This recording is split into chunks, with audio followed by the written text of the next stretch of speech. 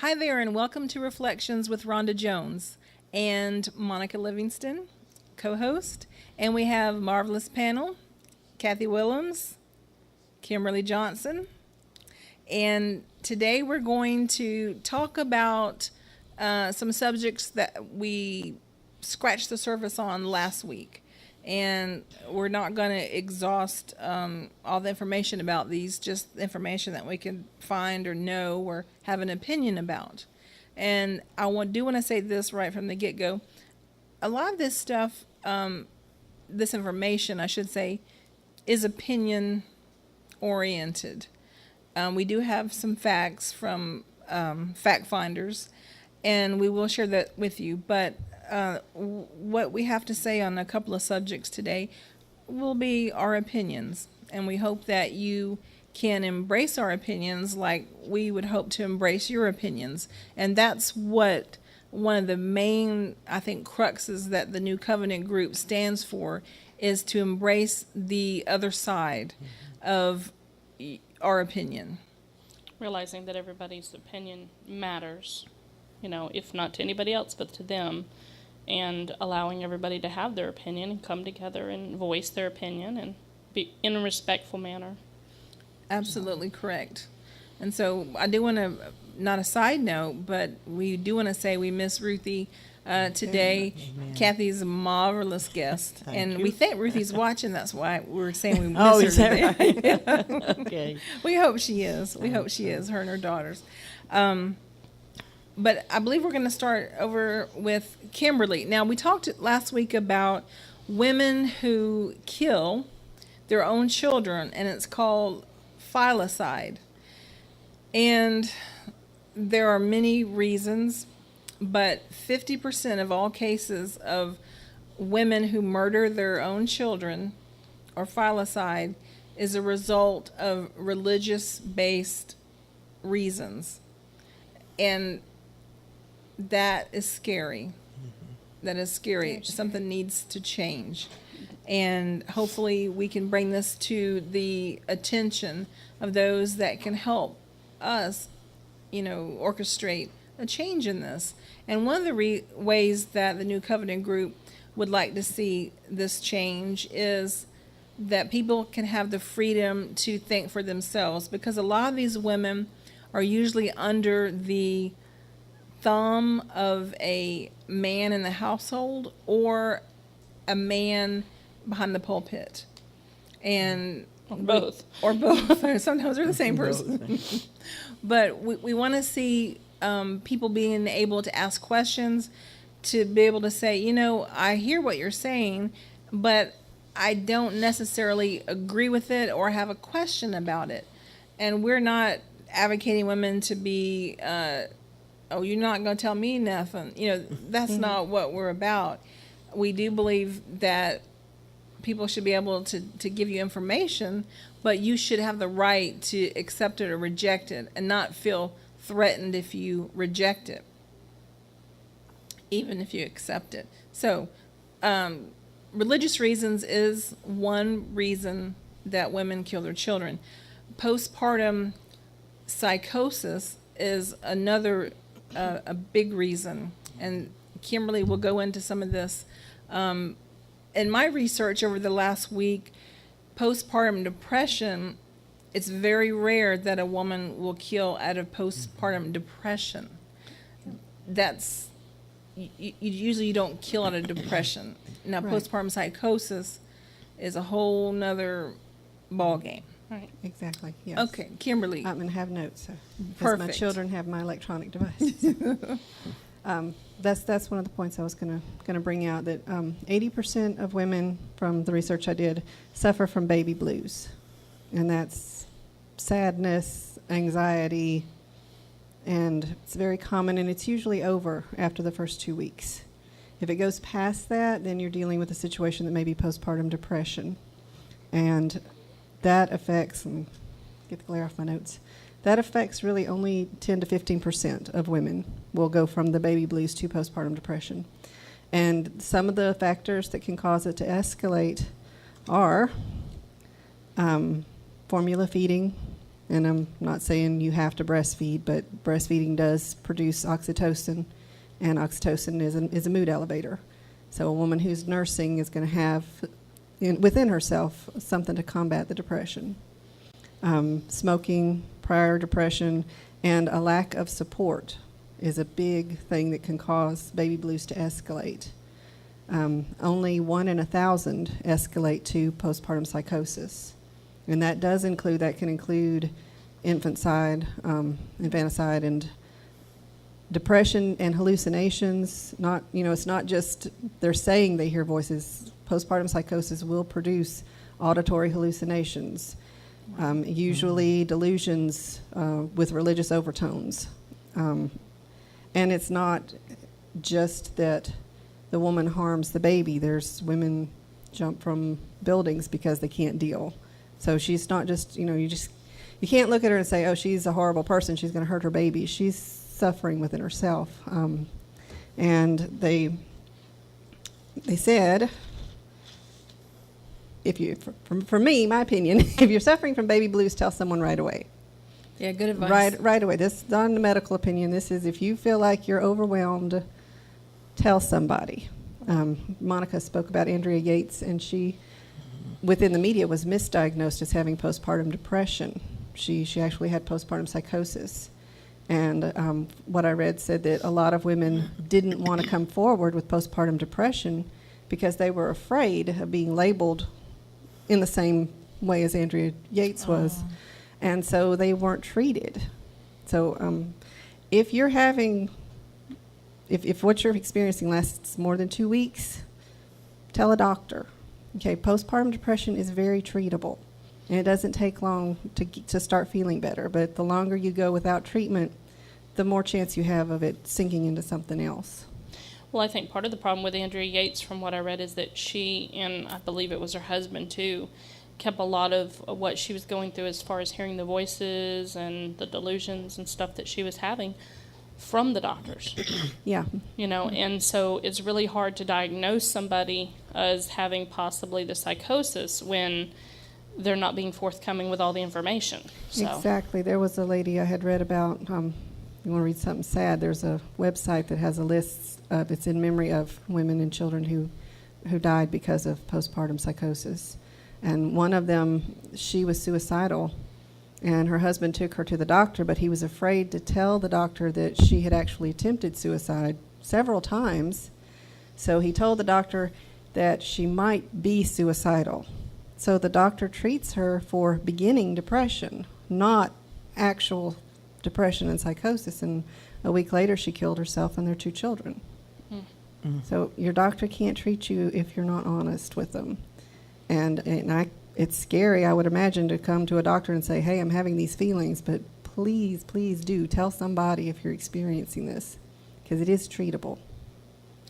Well, that's a very good first beginning step. Now, do they put women on heavy medication for postpartum depression, or is it more of a counseling issue? Sometimes it can be medication. Didn't research too much into that. I would say not, because breastfeeding is so helpful, and you wouldn't want to give them something that might prevent them from breastfeeding. I did read about a doctor who was taking heavy medication, and she decided not to take it because she was breastfeeding, and she walked into a subway train. Well, I think that was one of the reasons that Andrea Yates was not taking the medication. Right, she wanted to become pregnant again. To become pregnant again, and she wanted to breastfeed and all of that, and so she just decided when and if she would take her medication.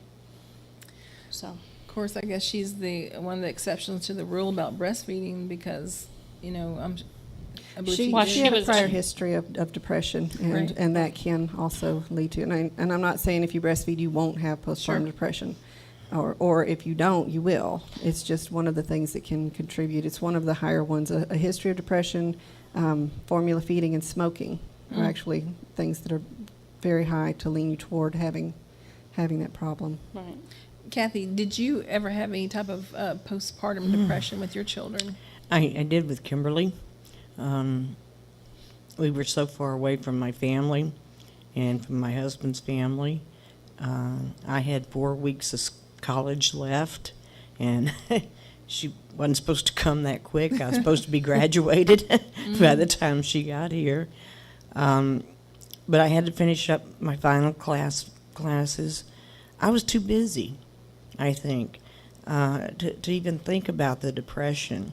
Because we brought her home one day, and the next day I took her up to the freshman dorm and laid her on the couch, and I said, I'll be back by 9.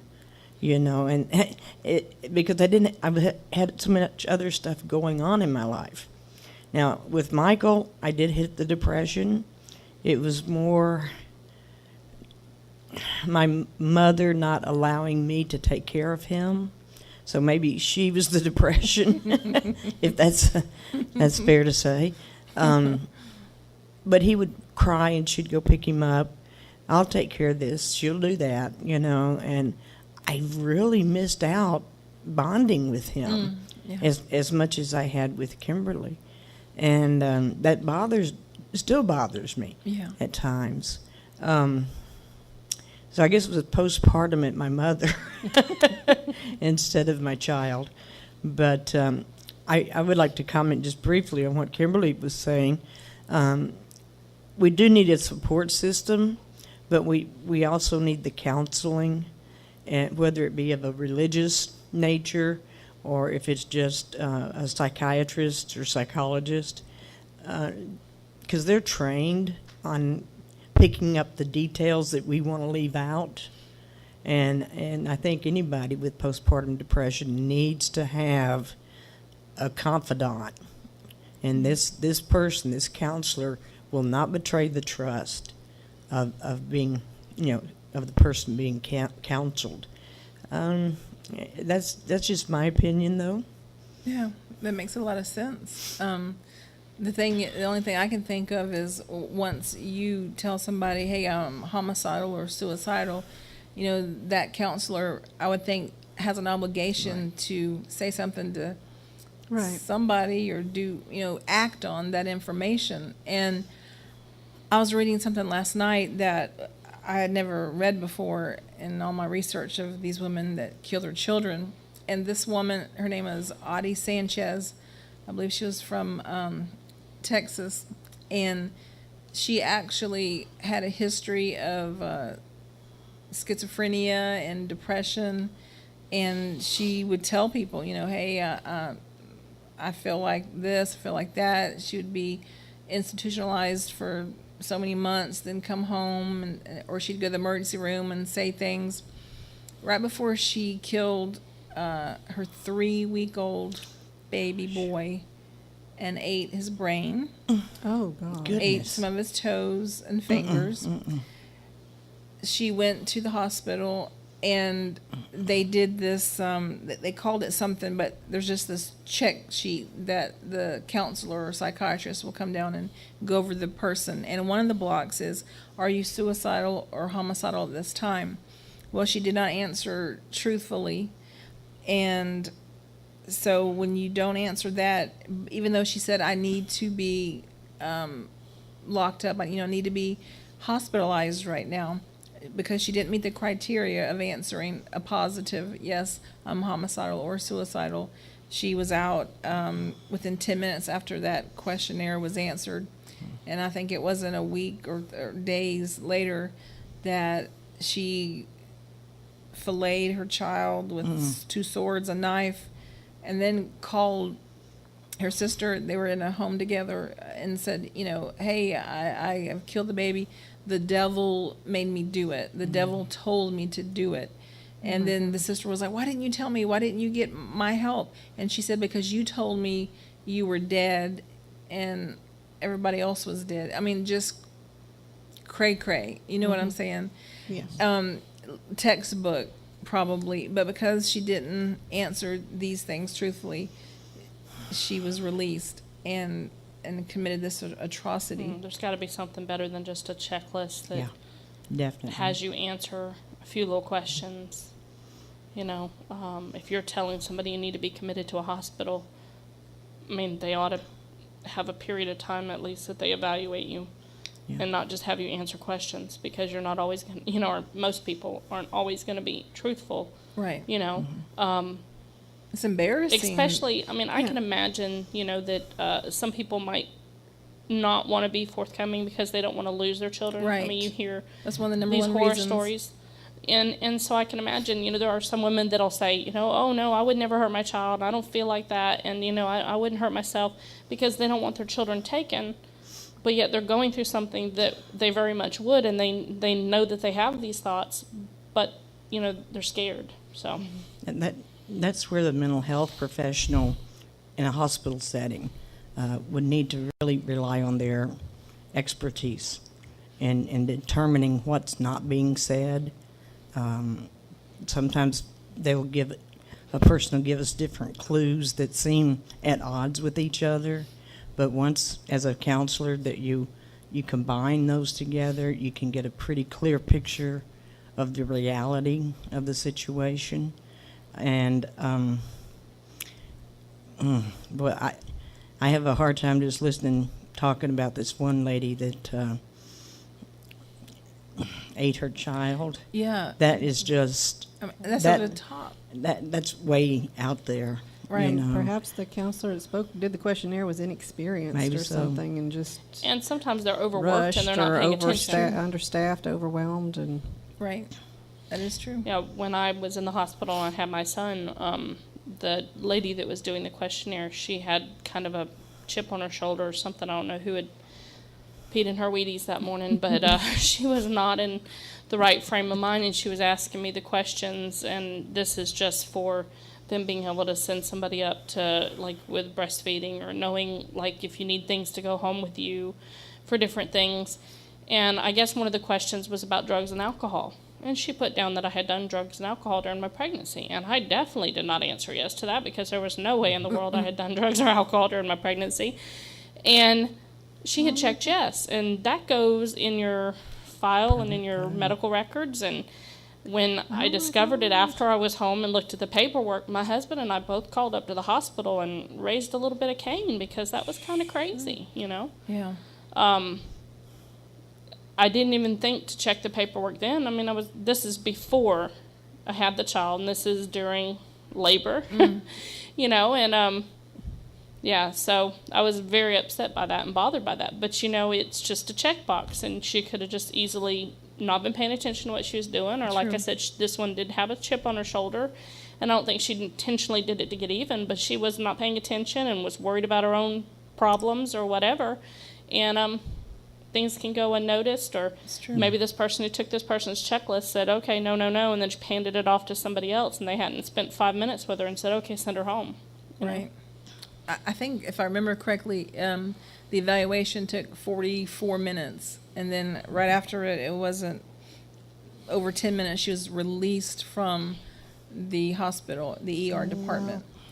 So one fact is, when a mother kills, it's been proven that normally she'll kill for, altruistic reasons, and that means for the good of the child. She thinks that, I'm a bad mother, or they're going to go to hell, and I'm going to kill them right now, and it'll save them from a lifetime of torture, that the church, mainstream religion, will teach that people will die and go to a burning hell, and they will be there forever and ever and ever.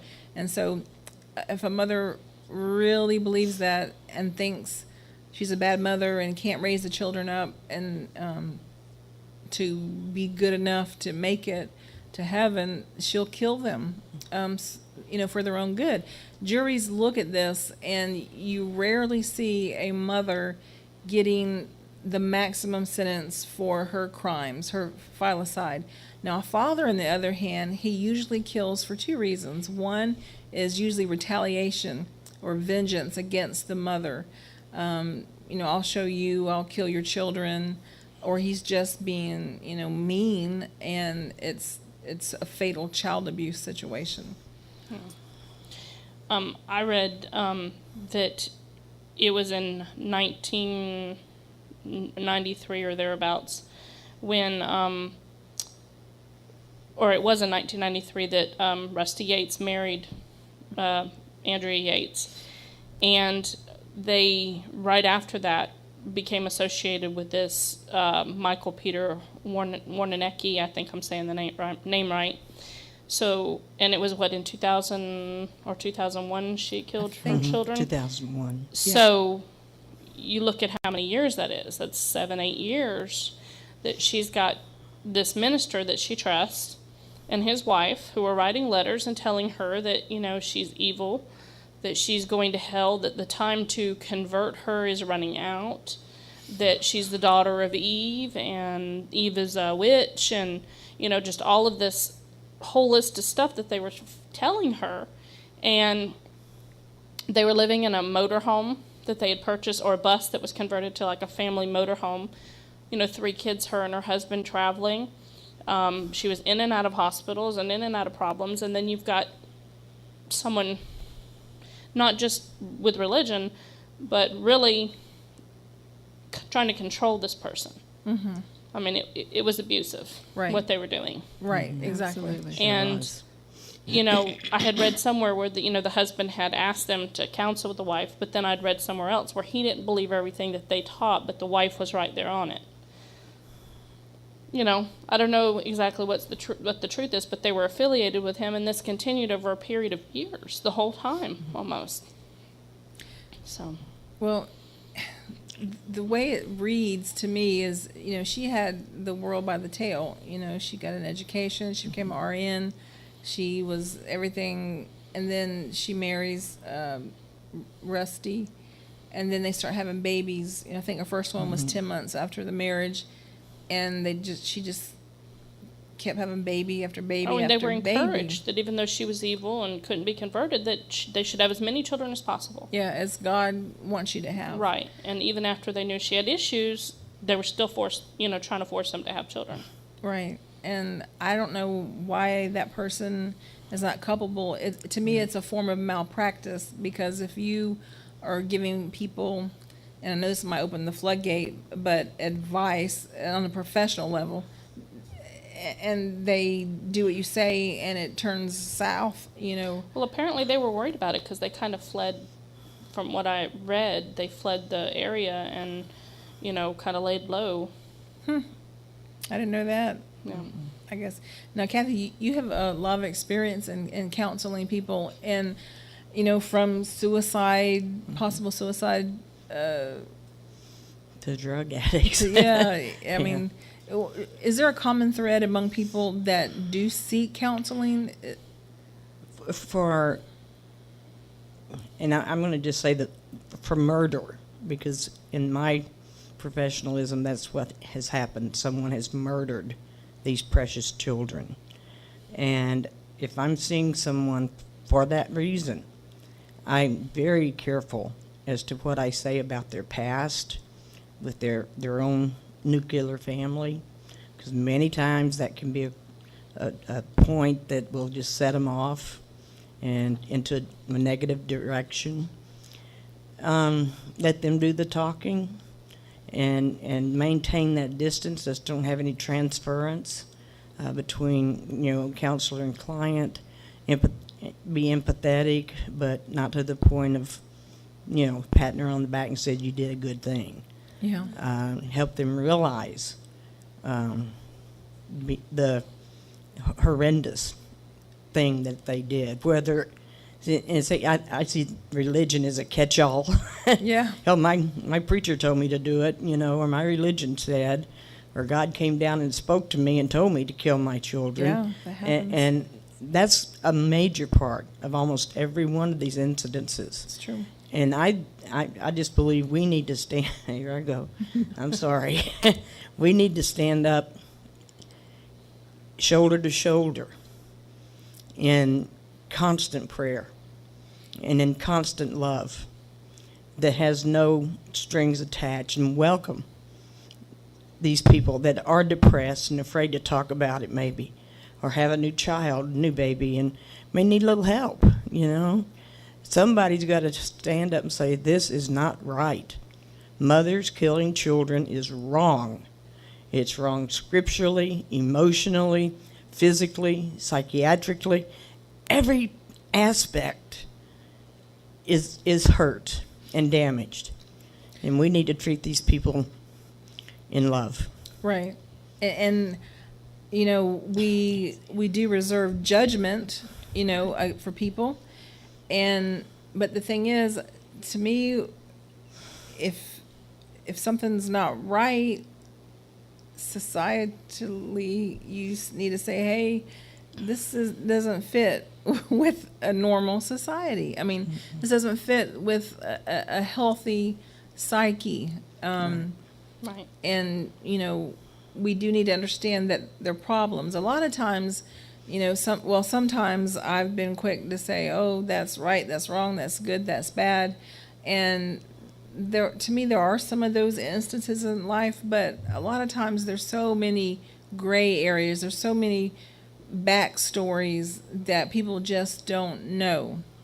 And even though I think that there's not any good excuse to kill your children, there are extenuating circumstances.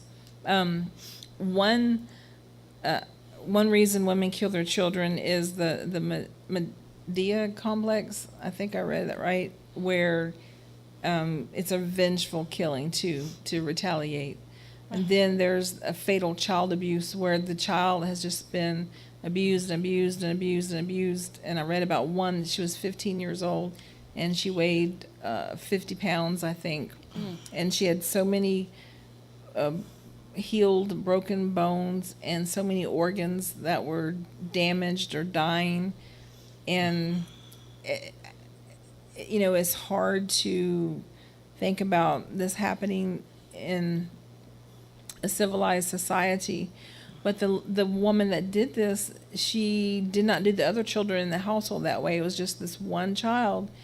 And she would lock all the food up, and she had the key. She would lock all the bathrooms up, and the child would have to, like, drag her bloodied body to the toilet. That's where she was allowed to drink from, the toilet.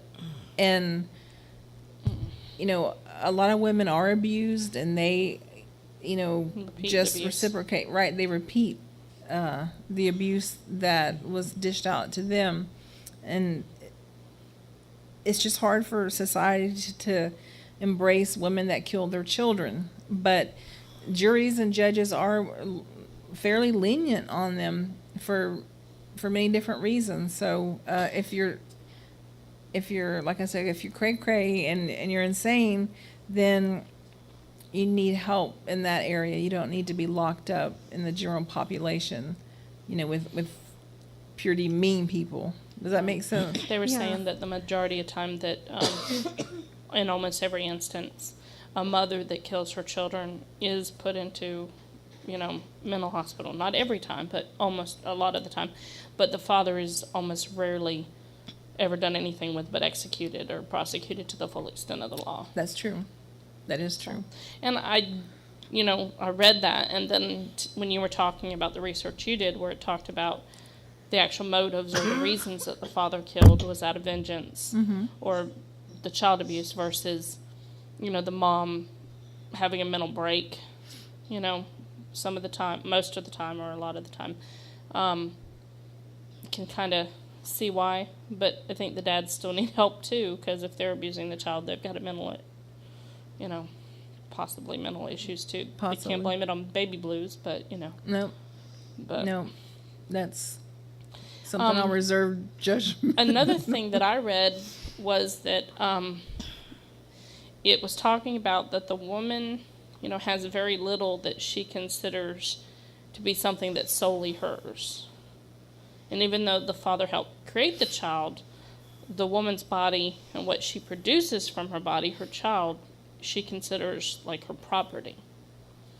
And that may be one thing that, you know, she deemed that this is my property and I have a right to do with it, or take care of it, protect it, or harm it, or, you know, type thing. And, Yeah. you know, the article was saying maybe we need to quit viewing infants as anybody's property. And, you know, Yeah. I agree with that, you know. Absolutely. Absolutely. We just had a new neighbor move in, and young couple, and she's like 7 months pregnant.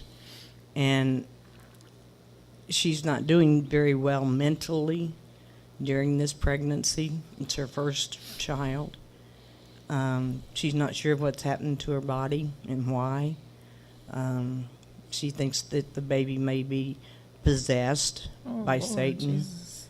and it probably would be at very high risk to harm that child once it's born.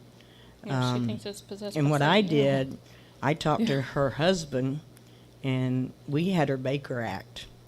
She was indeed a danger to herself or others. Yeah, well, thank God. So we put her in mental health care for at least 72 hours.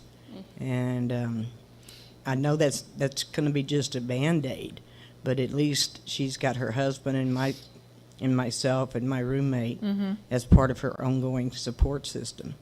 Her parents disowned her because she married a black man, and they won't speak to her or talk to her, have anything to do with her or this baby. Wow. So I'm just real glad Little God's gems. got me in there ahead of time before the baby comes, and maybe we can prevent one of these Yeah. killing of your children in the name of Satan. That's so Exactly. sick and wrong. It is. I mean, and that's a red flag. So at least she has this in her papers that, Yep. thank God. Another thing I wanted to bring up is that so many people think that there's this instant, inseparable, unbreakable bond between a mother and a child, and I agree that there should be, and it's expected that there is, but some people want to hold on to that no matter what, and they don't see that sometimes these women aren't forming these bonds because of the depression or because of a psychosis issue, and so they're quick to be like, oh, you're going to be all right, you're fine, think good thoughts, like the one doctor. I mean, he did tell her husband not to leave her alone with the baby, Andrew Yates' doctor, but go home and think good positive thoughts. He was new to being her doctor, only a few weeks, from what I understand, but he had changed up the medication, and maybe was just of the opinion she would be okay, but just don't leave her alone, until she gets past this type thing. But you see people just assuming and believing and wanting to believe and trying to even force relationships with mothers and children, even True. when the bond's not there. Yeah, that's true. So, that was one thing I'd read about. Kimberly, oops, totally went out of my head. Oh, I was going to ask you, in your research, did you find that some people actually do not believe there is such a thing as postpartum depression? I do not. I'm sure it's out there. I'm Yeah. sure there's people out there that stick their head in the sand and say it's her fault. She's like that because it's how she is. Yeah. When they don't understand during pregnancy, you have chemicals in your body that when you have the baby suddenly are gone, and you're going to react to that. I mean, it's natural, normal hormones, but they're there and then they're gone, and that's going to create a mood swing. It's not in their head, Right. But I didn't read about that, but it wouldn't surprise me. It wouldn't surprise me that there's doctors out there saying, just think positive, you'll get over it. Right, exactly. That's kind of where I was driving at. I think it seemed like Brooke Shields and Tom Cruise had a feud about, I think she took some medication because after she had one of her children, she had postpartum depression, and he was all against that, being of the Church of Scientology. yeah, Thing. Scientologist. I guess they don't believe in that, and I think maybe she might be too. And he was getting on to her, making public statements about I this. think I remember that a couple of years ago. Yeah, and to me, you're just making a bad situation worse. Absolutely. First of all, Yes. you're a man. Keep your Yeah, shut your mouth, shut your trap. I'm just kidding, but Geese. I mean, he's not going through it. He's not her husband. I think that he should reserve It was his none of his opinion. business. None of his Yeah. business. Absolutely. Yeah, and we all have opinions. We're going to be talking about some opinions in a few minutes that maybe we shouldn't, but we'll see how it goes. Kimberly, do you have anything to add to your postpartum depression or / psychosis information? No, just to repeat what I said before, and like Monica said, if you don't have that bond with your baby, you're normal. That's not abnormal. If you are having thoughts of hopelessness and anxiety, you feel overwhelmed, please tell somebody. That's not abnormal either. If it goes on past 2 weeks, tell your doctor. There's treatment. And it's not anything to be ashamed of. It's not your fault. You're not a bad person. Get some help. Right. Well, I keep asking, because my niece just had a baby, and I keep asking her, are you feeling okay? You getting enough rest? The baby's sleeping all right? Has Christian been around to help you? Because I know that the first week, and my husband was there in the home, but he was working, and I just felt like I really needed to let him work, and that I needed to do it, and I didn't reach out for help as much as I should have. And I got myself a little blue. I wouldn't say I was depressed, but I wasn't getting enough sleep. I wasn't showering, eating, doing the things I needed to do. Mm-hmm. And I was frustrated with the breastfeeding issue and all of that. So it was just me not doing the things I needed to do as a new mother, first-time mother, and feeling like I was kind of failing. And if I'd reached out for help or made it known, I had the support system there. And once I did, all of it changed around, and it became much easier, and things started going more smoothly. And there's always bumps in the road, but like she said, you have to get that help, and you have to ask for help. And the bond comes through spending time with the child and caring for the child, and so. Right. Time does heal a lot of things in life. Right. And but sometimes, if it's so severe, you don't have the time to wait on it, because time could mean right. a dead child. Yeah, and you do if it's not feeling normal, if there's you don't have the help, or you're not feeling right about something, and you need to ask for help. Yeah. Exactly. Like Kimberly mentioned last week, I mean, she asked for help. She was a new mother, and she asked for help, and so that's perfect formula right there. Right. Okay, we're going to switch gears a little bit and talk about something that Monica showed me this morning on her iPhone, and it was a picture of Eric Hovind actually standing on the new atheist monument at I believe a courthouse in Stark, Florida. Yep. A lot of you know that we've had Eric Hovind on the show, and we've had David Silverman on the show, and different people of differing beliefs and faiths and things. And June 29th, this past Saturday. Yesterday. Mm-hmm. Yeah. Yesterday. Yesterday. They unveiled an atheist monument, the American Atheists did, in Stark, Florida, at the Bradford County Courthouse. And after unveiling it, it's a 1,500-pound granite bench. It has the monument to the side and then the bench. Apparently, there was a group of close to 200 people that were there. And after they unveiled it, Eric Hovind with Creation Today stood on top of not the bench part, but the monument part that stands up taller, and basically preached his beliefs during this unveiling event. At first, when this first caught my attention, it was actually on Facebook, and somebody had posted that he had broke the seal, the American Atheist seal, off of it because he was jumping on it. Later in the conversation, it was found out that he didn't damage it, from what I read there, that he didn't damage it. In the article I just read, he stood up there and basically did his speak, preached his beliefs. But then right after that, Dave Silverman, who is president of the American Atheists. Atheists.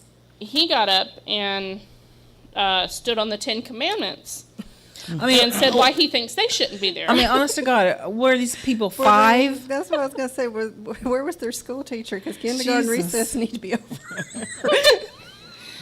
So That's true. Tools, honest to God. Both What- of what- them yeah, are well, embarrassing. yeah. What was Eric Hovind thinking? I'm going to get up here and hack all these people off and then try to convince them I'm right. Not Well, going to work. You know. that's pretty much how most Christians unfortunately go about it. Let me That's hold a sign that says ridiculous. fags are going to hell, and let me get up here and tell you you're drinking, you're going to hell, and then I'm tell you all about how God loves you, and let's piss you off first, tell you how awful you are, and then we'll try and win you over with love. Yeah, but I mean, David Look Silverman's no backwards. better. Yeah. No, well, I mean, not exactly. at all. It's No. ridiculous. 5-year-olds. Now, when I first saw the article, or first found out about it at all, and like I said, the person thought that he had broke it. Someone else that's been on our show a lot, Nick Albertini, got on there and he said, well, if it's been broken, I really think the atheist just should forgive him and not let it go under the bridge, and it'd be a great PR move. And I loved it. I thought it was so funny. I like So, Nick Albertini. Well, thank God it wasn't broken. yeah. Kimberly and But yeah, I mean, Mr. Silverman could have really promoted his position by acting like an adult. right, Right. that was his shining opportunity Yeah. to be the And he big blew man. He blew it. He blew a big. And I think Awfully that's what Nick was ridiculous. saying, is that the atheists needed to, in this point, Right. just kind of, whether it was broken or not broken, they needed to kind of let it be the Christian that's wallowing in the mud while they took the high road. Right. I mean, because then you'd be really, I don't know if it's the high road, but because you'd want them to look really ridiculous. And so you don't say anything. You say, honestly, I don't think none of it should be there. We have a viewer comment, like monkeys taking a dump on another monkey's ant pile. All right. That one's pretty good. Yeah, that's funny. But Lord have mercy. Oh my gosh. I don't know what else to say, but embarrassing. You know, where would you stand on that as a Christian? It's so juvenile. Yeah. It's like I'm gonna take your toy and not give you one back, and I'm gonna get one back plus 2 more back, That's And right. who's gonna win the battle? Right. When Where's it it's gonna so end? unnecessary. It's so embarrassing to our country Right. to have things like this going on and sanctioned as what's my word? A group meeting. Right. Yeah, Yes. you know. People actually showed up. Well, apparently I'm it's sure in the they free cheered. speech zone, so they were within their rights to do the free speech. I don't know why they had to do it standing You are atop. free to look like the an monuments, idiot. Go but right on whatever. ahead. That's right on my head, yeah. Yeah, I mean, you don't stand on somebody's monument. I don't care what it's to. No. I mean, you just don't do that. No, it's You know- horribly disrespectful. Very disrespectful. Mm-hmm. Embarrassing. That's all I can say. Just ridiculous.